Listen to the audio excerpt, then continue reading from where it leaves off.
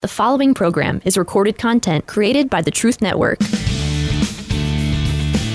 It's Matt Slick Live. Matt is the founder and president of the Christian Apologetics Research Ministry, found online at carm.org. When you have questions about Bible doctrines, turn to Matt Slick Live for answers. Taking your calls and responding to your questions at 877-207-2276. Here's Matt Slick. Hey everybody, welcome to the show. It's me, Matt Slick, and you're listening to Matt Slick Live. I don't know what's going to happen when Charlie gets on and he does a show. Hey, welcome everybody. You're listening to Matt Slick Live, and he's Charlie's Spine. We used to go do stuff together. Slick and Spine, we called ourselves. It was great.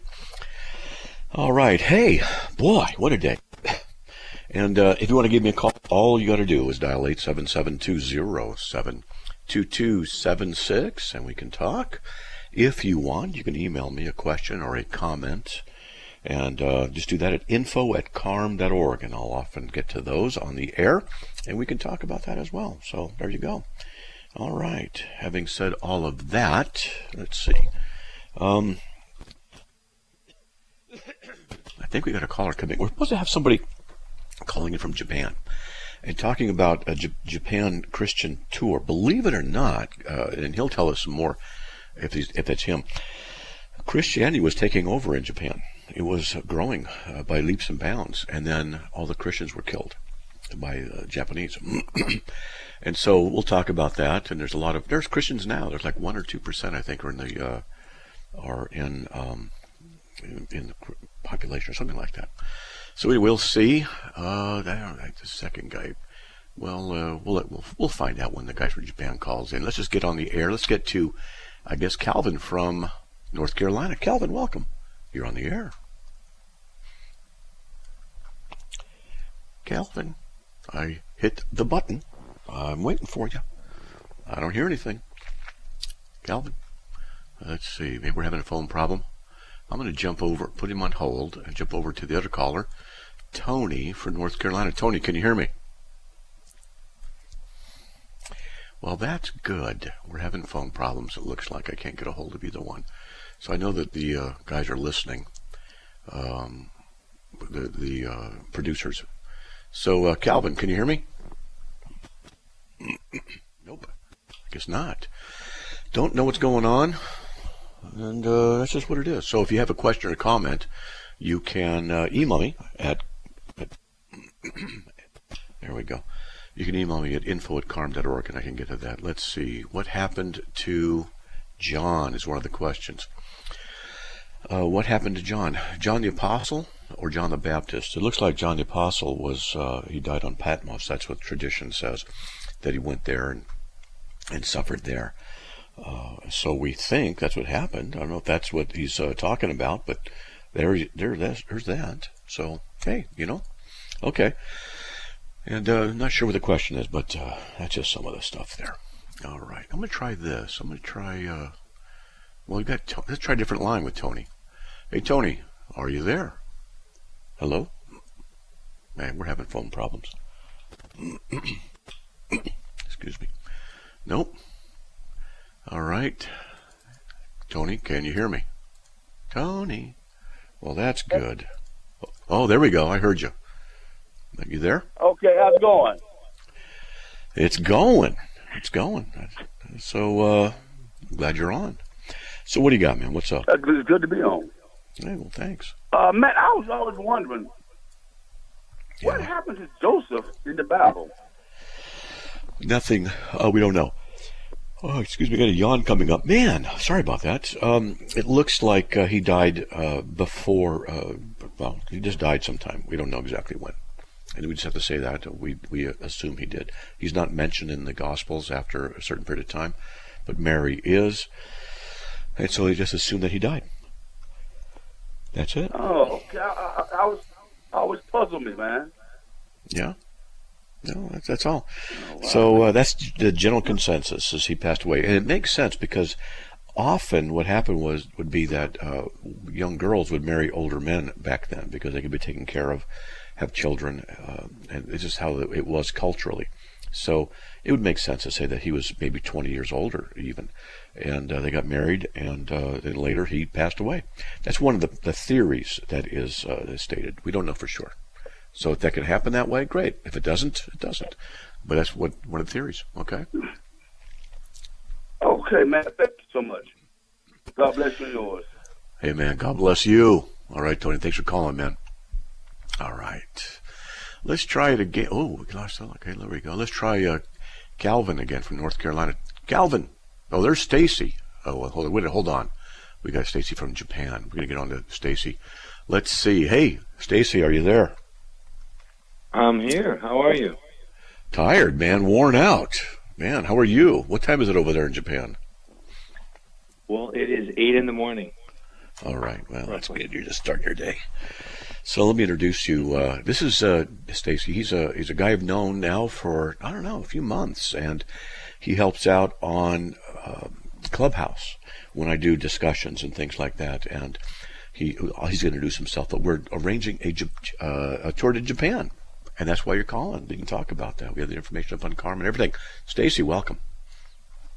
Thank you, Matt. Great to be here. Appreciate the weekly discussions we have on Clubhouse. Hope people can join us there. Yeah, I know you have the link on your Carm website. Mm-hmm. Yes, we do. All they got to do is go to the Carm homepage, and there it is. Yeah. Yeah, we can build off of that. We often have that meeting just after this radio show on Wednesday evenings, 9 p.m. Eastern Standard Time. Mm-hmm. Yeah, that's right. To talk about Japan, so there's so much to discuss. I did send you an article. Hopefully people can do their own research and find out how things have been for Christians in Japan.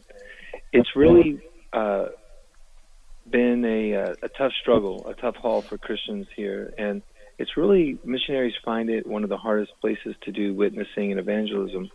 There's just a kind of a resistance, almost a spiritual great wall between the Japanese people and the gospel. But a lot of this can go back to its history in the 16th century, when the time of the shogun, when Japan was really coming out of a civil war period called the Sengoku Jidai.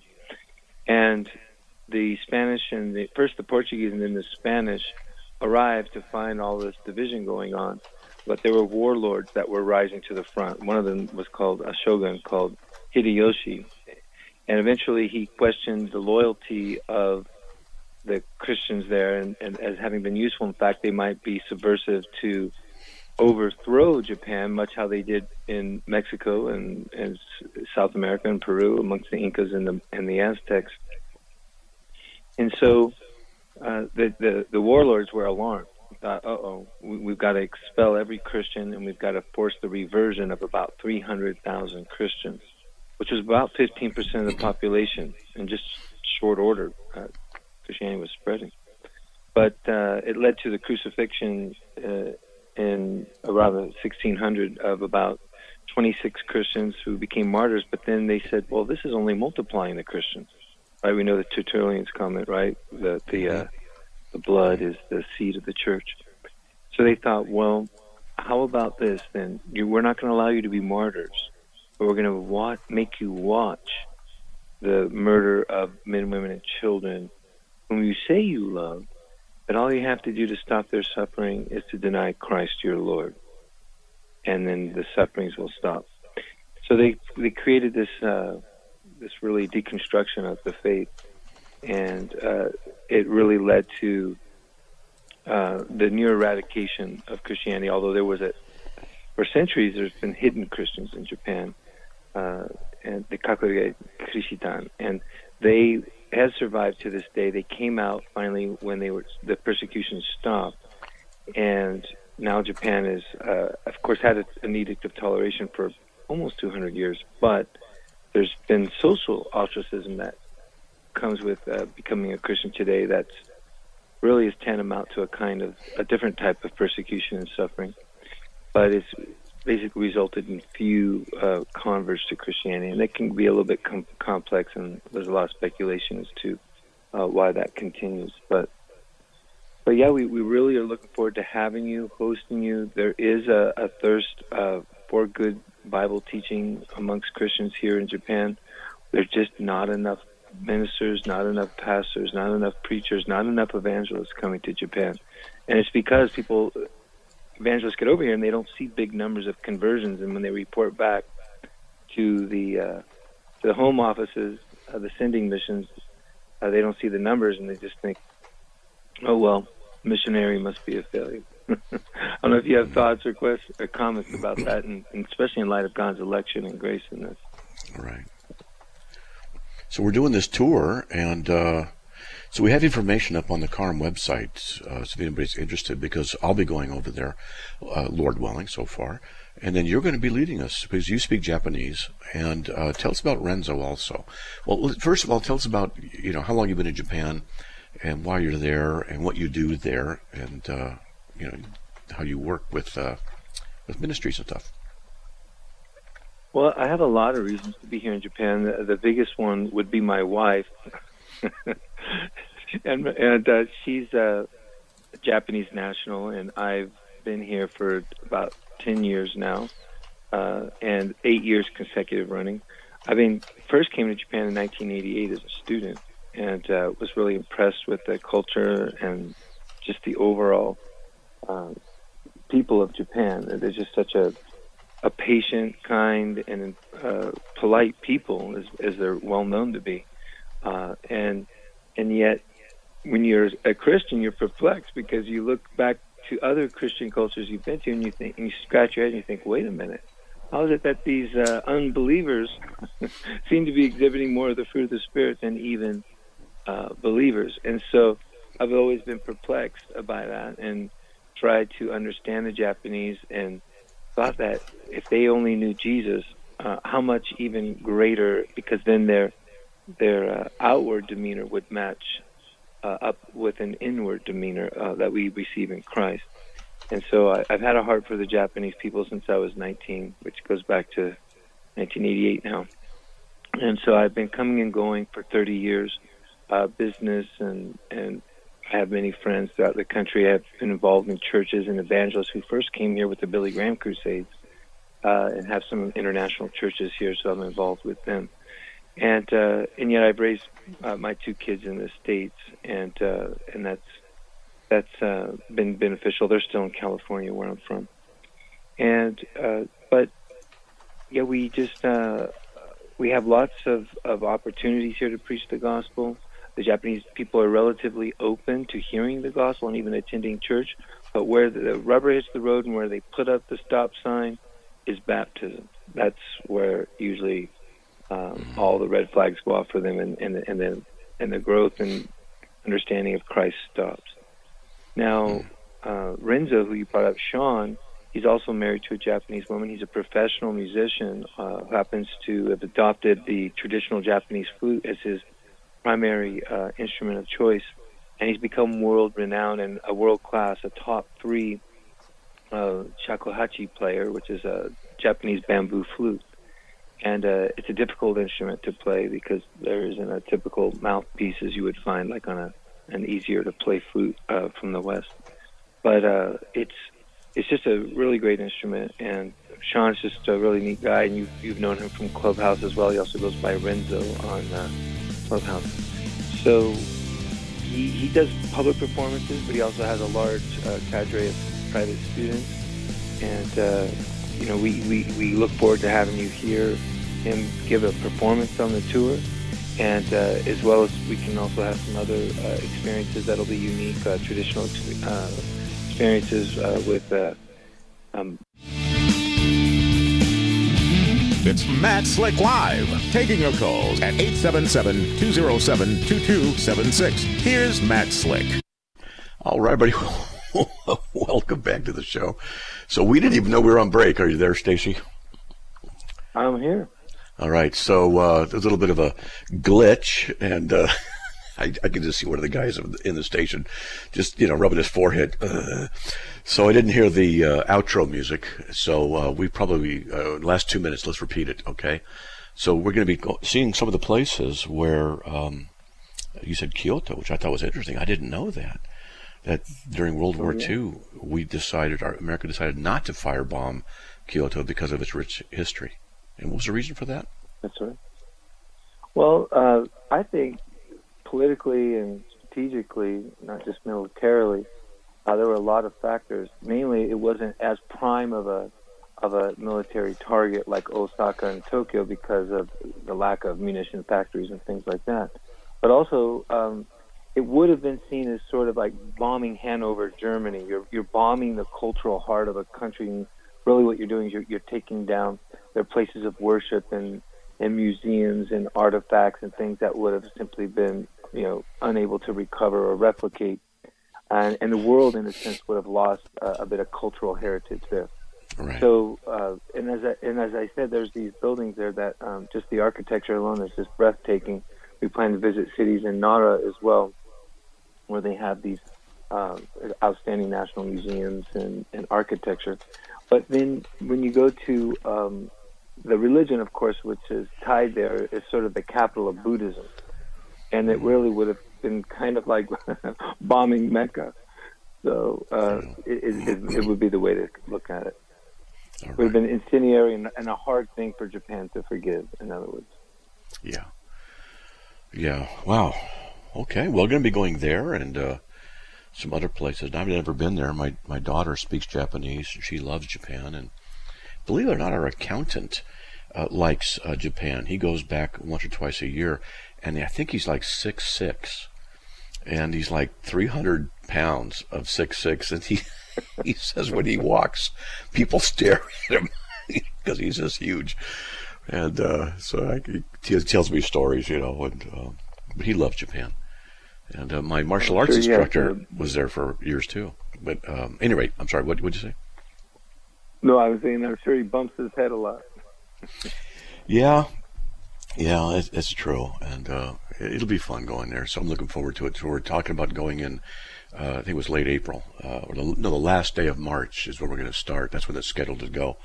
If we get enough people to go, and we have a tour, and it should be okay. And I am looking forward to being able to speak in some churches or with people and encourage them what little I could. But it'll be nice. It'll be nice to be able to get there and see the people. I've heard a lot of good things about Japan. Yeah, it's a great place to live, and you're certainly not without a lot of the creature comforts that we're used to in the West. And it's not like living in a third world country where you're witnessing to the gospel, but the conversion and the Christian faith status is just as low, if not lower, than most countries. We're really hovering around 1% of the population with a declared profession of Christianity. That's roughly half of those being Roman Catholic. So it's the harvest is plentiful, but the laborers are few. Wow. Well, I have an idea. Do they have a blimp over there? Because maybe you could hijack the blimp and put tracks out in Japanese over their major sporting events. Not that it's my idea. Maybe you could take credit for that one. But, I'm just thinking, just offering ideas. Don't know if that's good or not. And maybe they wouldn't like it. Yeah, well, I think we did things like that during World War II. Rain tracks from above. But it's it could be tried again. Perhaps today we better rent billboards down in Shinjuku and put up 3D advertisements. Oh, why not?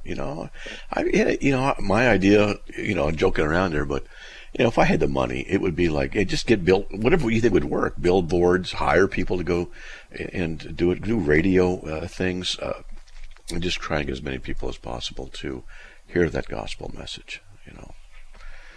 That's what I would hope. Whatever means necessary. That's right.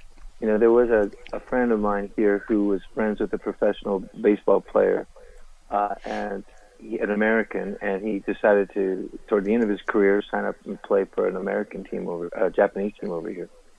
And the American guy was a believer, and he had a little bit of celebrity, and they parlayed and leveraged that celebrity to preach the gospel and attract people and invite people to church and Bible studies. And it's resulted in 3 different churches that are probably one of the larger English-speaking international churches around in Japan. Now, Japanese like going to international churches because it's an opportunity for them to practice their English for free and meet foreigners, make foreign friends. And so English still is an open door for the gospel to introduce into Japanese people's lives, even if you are not that proficient in Japanese. It's best, of course, to learn Japanese to be able to truly engage the culture. But the English speaking is really a great entrance and a great opportunity for many people to hear the gospel for the first time. Well, good. Sounds good. Yeah. So how could people check up on this? I mean, we've got a link on CARM, and everything that they need is there, right? In that thing we developed. Yeah. That article. It is. And so please go to the CARM website. It's I think a 2-page flyer that you help parse down there. And there's some images and some links there, and they can do some background information. They can see pictures of the accommodations and the sites we plan to visit, some of the temples, some of the parks, some of the gardens, as you mentioned. There's a world-class aquarium that's comparable to the one that I've been to in Monterey several times. Used to be a member of. And so and near that is the harbor, and there's a harbor waterfront that's really fun that we're going to see. So there's going to be a lot of recreational sightseeing as a part of this tour. I would say probably the majority of it. Of course, we're going to have fun with you too, because we're going to hammer on you, Matt, with as many questions we can pepper you with. So that'll be recreational. And then we're going to really look forward to those times of fellowship, really, over the Word and over just spending time together. And like you said, the dining experiences are just second to none. Osaka, where I live, is really called the kitchen of Japan. It's really, and even Tokyo, I have to admit and bow to Osaka on this one. Osaka has a lot of original fusion type dishes, a lot of grilled food, a lot of unique dishes. Like there's this one that's a vegetable pancake with barbecue sauce on it, and you can put whatever type of meat you want in there, whether it's bacon or squid or hamburger. And it's mixed with cabbage, and it turns out to be like a giant cabbage pancake with meat in it. That's just amazing. I never thought I'd, like something like that. It's one of my favorite dishes now. Well, you never know. You never know. We'll check it out. I'll check a lot of stuff out. I've been to different countries and enjoyed the food. There's only one food I refused to eat, and that was balut in the Philippines. And it was a semi-cooked, semi-mature egg of a chicken or something like that. I'm like, nope, not doing that. That's right. Well, hey, brother, there's the break. We can move on. Thanks for calling in, man. And we'll be pushing that tour, okay? So God bless, buddy. All right. Thanks a lot, Stacy. Okay. Hey, folks, for open lines, if you want to give me a call, 877-207-2276. We'll be right back.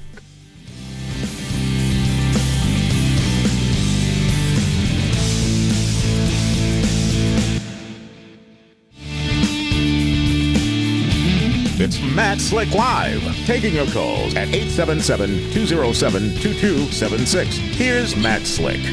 All right, everyone, welcome back to the show. If you want to give me a call, all you have to do is dial 877-207-2276. And I'd love to hear from you. And also you can email me if you want at info@carm.org, info@carm.org. And we can... you give me an email, I can read it on the air, get a question or comment, and go on the air that way. Let's see if we can get to Calvin from North Carolina. Calvin, welcome. You're on the air. Hi, Matt. Do you hear me now? Yes, now I hear you. Sounds good, buddy. Beautiful. Okay. So, Matt, reading from something that I'm sharing with you, or sharing with the people that's listening. Reading from Revelation. Wait. You're calling up, and now you're going to share with everybody that's my show. I don't even know who you are. So, you have a question? What's going on? No, actually, I just want to share something with you. Would that be okay? Sure. Okay. Okay, so reading from Revelation 2, verse 12. Okay. It says to the angel of the assembly in Pergamum, write, He who was the sharp two-edged sword says these things.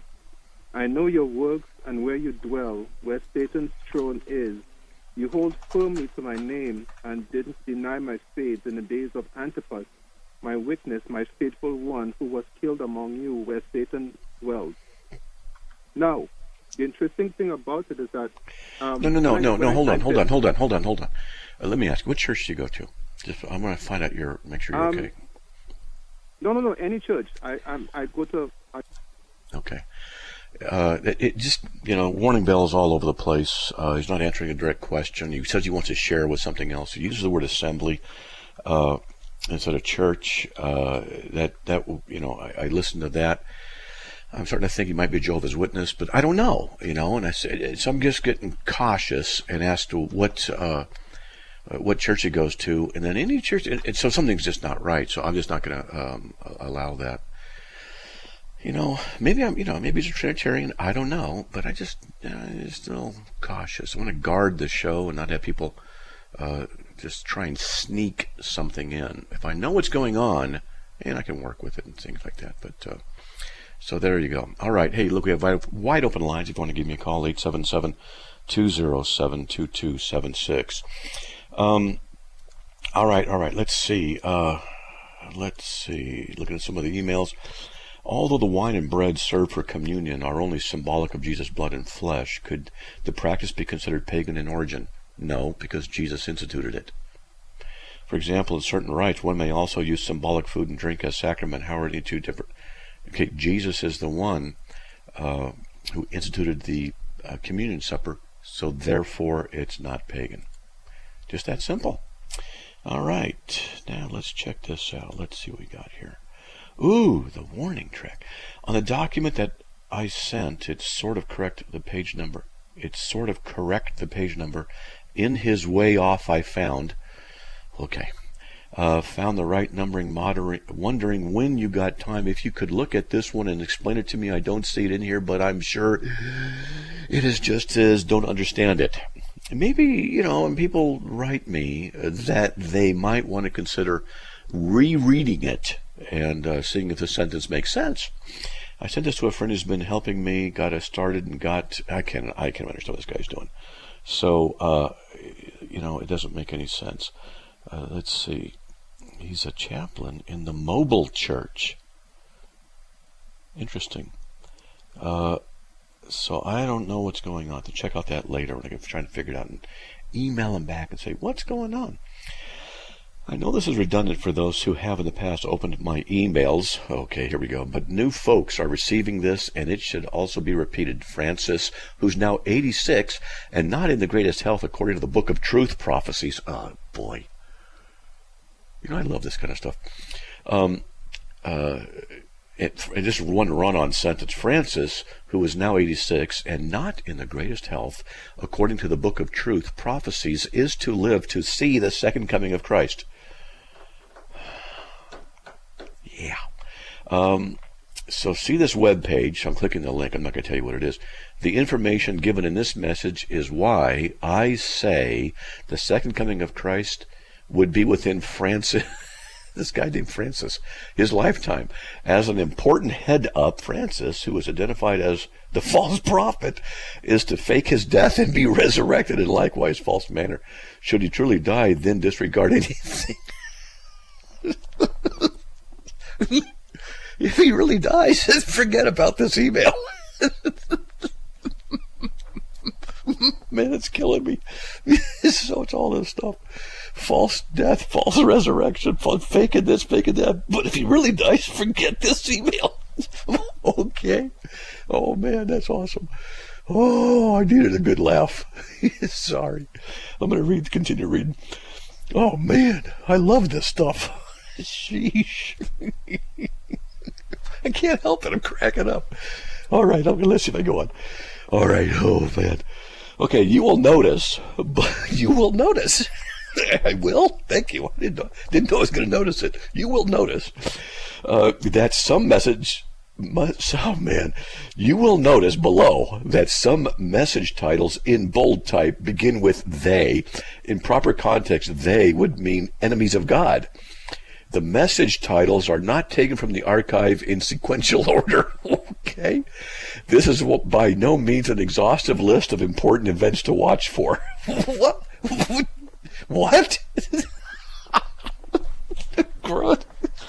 Man, this guy writes it basically saying, but don't listen to what I'm saying. It's not important. But listen to this because it's important, but it's not really important.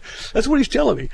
Okay, sorry. The message titles are not taken from archive in sequential order. This by no means exhaustive list of important events to watch for. I advocate the reading of all the messages before making a personal decision on the authenticity or lack thereof. There's several Catholic priests receiving this email. I urge you to read the first message listed, which is highlighted below in the Book of Truth, blah, blah, blah. This thing, message can be, okay. Let's see. No man, no priest, no bishop, no cardinal, no pope has authority to rewrite the Word of God.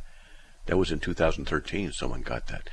God the Father. The Antichrist is now ready to reveal himself. This is back in 2013. Let's see. Oh, hey, this is good. And this is 2013 also. It says, the first sign will be that the earth will spin faster. The second sign concerns the sun, which loom larger, brighter, and begin to spin. Oh, yeah. Oh.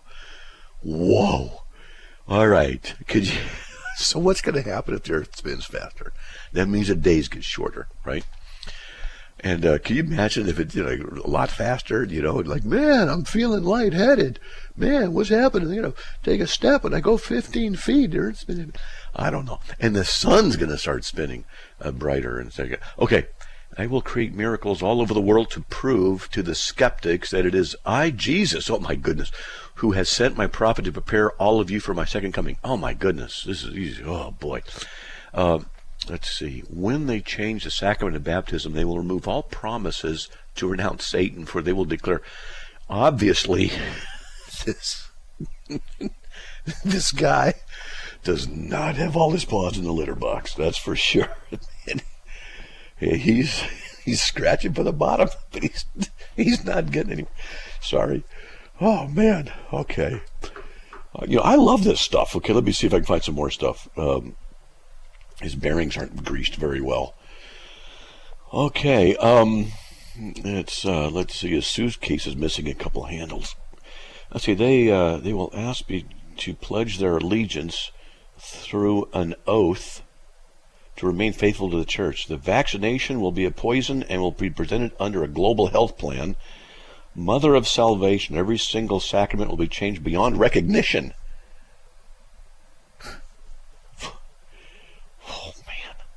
Roman Catholics will need to hold masses in refuges or churches of safety. The Antichrist will create grants to entire companies, organizations, as well as charities to work for his new One World Trade Center. And very soon, hell will be formally declared as a place which does not exist. Really? We're formally declaring it doesn't exist. Many will be strong enough to fight against abortion, euthanasia, and same-sex marriage. God the Father, quote, I, your beloved Father, have set a day of warning. At last only I know this date. Oh, man. Oh, wow. I enjoyed that. Hold on a sec. I had to clear my nose because it's pretty ridiculous. All right, we've got a break coming up here pretty quickly. I'm going to just delete that one. That was a good one. I was a little bit on the Wacko side. I love hate mail and Wacko mail on Fridays, and that fit right in there. And that was good. I enjoyed it. Hope you guys enjoyed it as much as I did. Anyway, we'll be right back, folks. After these messages, please stay tuned.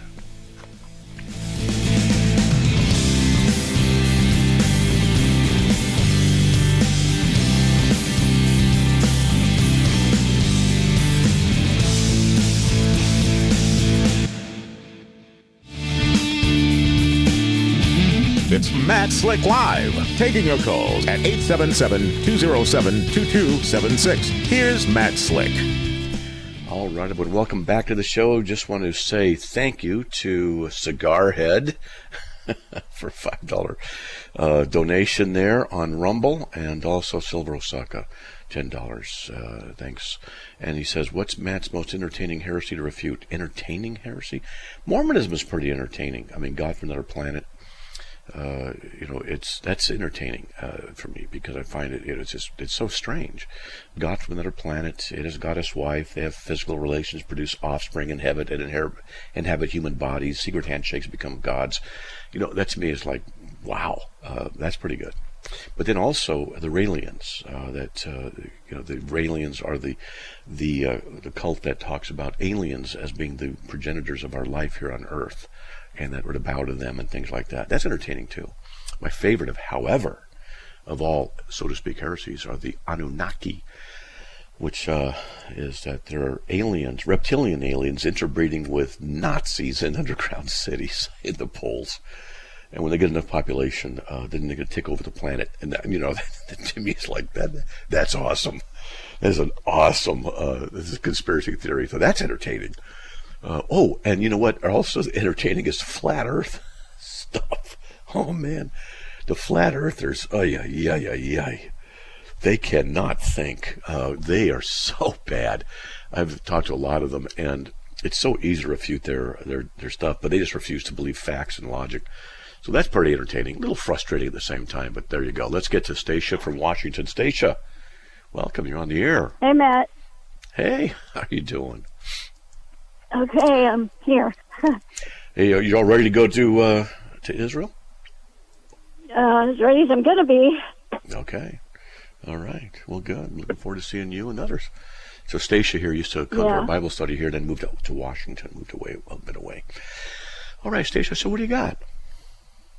My son who is an atheist, and I were talking about the great flood that happened, and he wanted to know what happened to the saltwater fish and or the freshwater fish, because they both can't live at the same time. So how does the Bible account for that? And I couldn't answer him. Sure. What he's doing is assuming that this is how things always were back then. That's called uniformitarianism. And this is an assumption, and he can't make the assumption stick. Furthermore, there was probably one of the theories is Pangea, where all the continents were together. And you can see, you've looked on maps where the continents fit together like a puzzle. And so Noah's Ark could have happened at that time, and then when the animals were dispersed from the Ark, they wouldn't spread out, and then we have speciation as the continents then split apart. Okay, the fish. So 98% of all species that have ever lived are now extinct. So we don't know to what extent the 98% that were around could or could not survive in a combination of salt and or fresh water. So the freshwater stuff, we could say that there were lots of I'm thinking of ways to put it. There could be freshwater areas that stayed fresh even if salt water moved into them. There's ways that can happen with thermoclines and things like this. But at any rate, so let's just say that the freshwater washed out all over everything. And okay, fine. And then we could have fish that were there in those bodies of water on the land that became over a period of time fresh. I'm just thinking out loud, and that the fish gradually adapted to that. And then we see them now and go, see, they can't live together, but they could have derived from a common ancestor or a common source. So there's different ways. Now I think probably the best thing to go for that would be go to creation.org and ask on that, because that's a good question. And I have heard answers about it, and they say there's not any real problems because of genetics and a speciation, subspeciation, and things like that that could have happened. What I thought was interesting is 98% of all species are extinct. So did the flood wipe a lot of them out, and only those who had the ability to survive in both salt and fresh water are the ones who survived? And then as the waters receded, the ones that were on the land, gradually as the rain fell on and purified the water and got rid of the salt water over a period of time, that the fish then could just adapted. So I don't know. In Lake Managua in Nicaragua, there are freshwater sharks. They're actually sharks, and they are in a lake, and they're sharks. And not many people know about that. So, freshwater sharks in Managua. Answersingenesis.org, the flood. You can check that out, too. There's some more information there. Okay? Okay.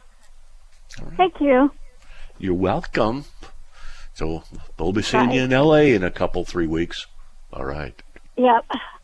All right. God bless, Daisha. All right. Now let's get on the air with Chris from Ohio. Chris, welcome. You're on the air. Hey, thank you for taking my call. Sure. I have a question. So I was an atheist. I'm not going to go into why. And 25 years ago, I married a Catholic, and I'm not sure why the priest let us get married, but he did. And probably I'm a literature major. Well, yeah, to get more people in the church, I understand that. But as a literature major, I started reading the Bible about 8 years ago, and realized it's not Chaucer and Shakespeare and Shelley. And I got more and more involved in the church, and I couldn't do the Catholic thing for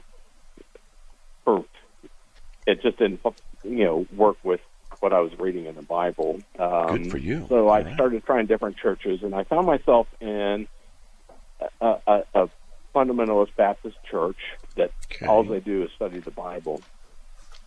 Mm-hmm. And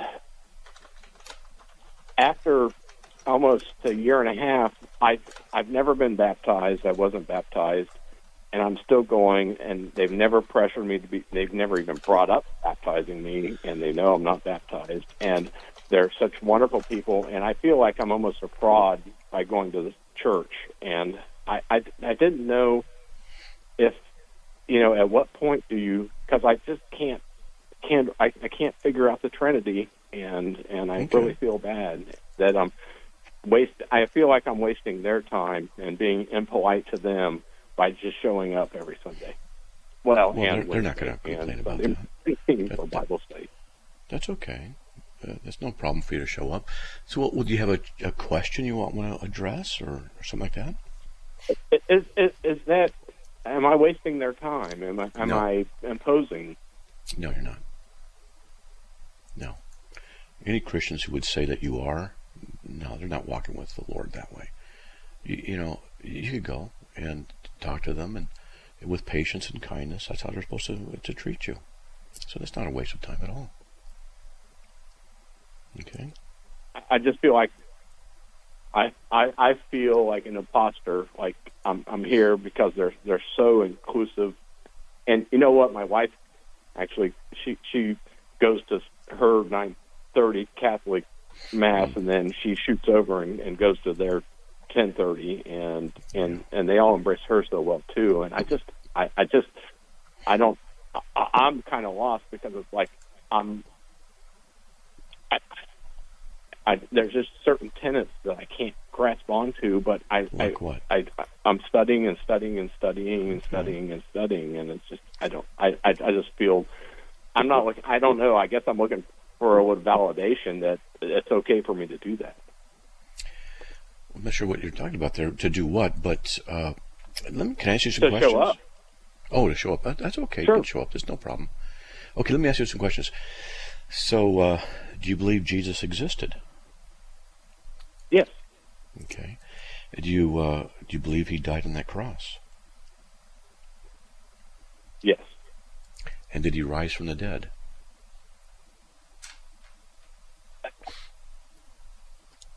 I can't. I don't know. There's no way I can know that. Okay. So you're a literature, major, whatever it is. So you know that there are historical events that are just literature, and you also know that there are ways to, so to speak, validate literary things written in history. Sometimes there's not, but sometimes there are, and stuff like that. But let me run something by you here. The book of Acts was written before the book of Luke. Actually, I got that reversed. The book of Luke was written before the book of Acts. Okay, if you read the first few verses of each. Dr. Luke. Yes, that's right. So Luke wrote Luke, then he wrote Acts a few years later. Now, Acts does not contain the death of Peter and Paul, which historically occurred around 62 to 64 AD. These are just history facts, okay? The reason that's important is because that would imply then that the book of Acts, we only got 3 minutes, so I'm going to go through it quickly. The book of Acts was written before they died, because that's a super important event, both of them, and they're not included in the history book of the church. So it makes sense to say it's written before. Well, he wrote Luke before he wrote that. So let's just say 5 years. I forgot something. If they died in 62 AD, 64 AD, Peter and Paul, and Acts was written before that, let's just say 60 AD. It was probably well earlier than that, but let's just say 60. And he wrote Luke before that. So let's just say 55 AD. And then Matthew was written before that. Let's say 50 AD. And I'm going through quick generic numbers, okay? And then Mark before that, and that's 45 AD. A lot of scholars believe that Paul wrote stuff even before the Gospels were penned. So we have early documents that were written very quickly and very early. And then another thing we could talk about, if you want to call Monday, we could talk about it more in depth. But the New Testament documents are incredibly well preserved from them to now. I could explain how and we the think Greek... James was even before that, right? You're right. You're very good. So the documents are very early, written by the eyewitnesses. And then they're very accurately transmitted from then to now. And they say Jesus rose from the dead. There's your evidence. And there were 500 witnesses or more. Yep. Yeah. I mean, I'm studying that. I am. It's just like I just feel that I'm wasting their time or imposing on them, and that's where I'm coming from. You're not. They are hopefully, if they're good people, they're hoping you come to Christ. And I'm seeing where you are, and I'm trying to help you that way. Because if Jesus rose from the dead, then everything he said is true, which means you need to trust in him. You've been reading the Word, and there is reason to believe that those documents are accurate and reliable, and that means there's reason to believe he rose from the dead. And that's what you got to decide about. And then if and when, hopefully, by God's grace, you trust in him, your life will change. And those people in that church will rejoice. Okay? Thank you. There? Yeah. And and you can call again, and you can call the office. We're about out of time here. I'm sorry, but we are. But you can call and leave a message, and call the office at the bottom of the CARM website. And, if you want to have conversations, I can answer questions. I've been doing this for a long time. And maybe it can help you see and get at that place where you trust what he's done. Because he did rise from the dead. And that's the best. I needed your validation as an outsider, to know that they don't think that I'm disrespecting them. Oh, no. Because they're so gracious. No, not at all. They're just loving on you, okay? They're just showing the Christ all right, love man. to you. That's all it is, man. All right? Keep it up, buddy, okay? Call me back Monday. We're out of time. There's the music. All right. Have a good weekend. All right. Thanks for the validation. Sure, no problem. All right, folks. Hey, there you go. Sorry, Chris from Texas and Calvin from North Carolina. We're out of time. May the Lord bless you. We'll talk to you on Monday, folks. Have a great weekend. Another program powered by the Truth Network.